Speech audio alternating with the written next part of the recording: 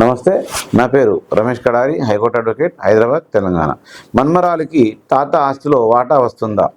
మన్మరాలికి తాత ఆస్తిలో వస్తుందా అంటే అప్పుడు మన్మరాలు అనగా కూతురు కొడుకు అవుతురా లేదా కొడుకు కూతురా అనే క్వశ్చన్ వస్తుంది.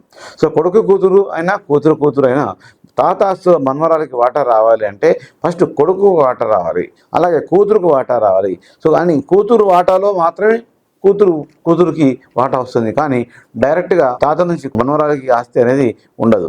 ఎప్పుడైనా కానీ వాటాలు అనేది యాన్సిస్టర్ ప్రాపర్టీ వస్తున్నప్పుడు వాళ్ళు నెక్స్ట్ జనరేషన్కి ఆస్తి వస్తుంది. అంటే ఒక తాత నుంచి తండ్రికి వస్తుంది, తండ్రి నుంచి ఒక తాతకి ఒక కూతురు ఒక కొడుకు ఉన్నట్లయితే కొడుకు ఒక భాగము కూతురికి ఒక భాగం ఇచ్చినప్పుడు మా కొడుకుకు మళ్ళీ ఇద్దరు కొడుకు పిల్లలు, అలాగే కూతురుకు ఇద్దరు పిల్లలు అయినప్పుడు ఆ తర్వాత కొడుకు పిల్లలకు ఆ తండ్రి వాటా మాత్రమే కొడుకు పిల్లలకు చెందుతుంది, అలాగే తల్లి వాటా మాత్రమే కూతురు పిల్లలకు చెందుతుంది. అంటే ఈ యొక్క తాత యొక్క ఆస్తి కూతురికి మన్మరాలికి రావాలంటే ఎలా తెలుసుకోవాలనే విషయం మీరు కింద ఇచ్చినటువంటి లింక్ మీరు సెర్చ్ చేసి చూడండి. దాంతో అప్పుడు మీకు క్లియర్గా లాంగ్ వీడియోలో తెలియజేద్దాం. Thank you.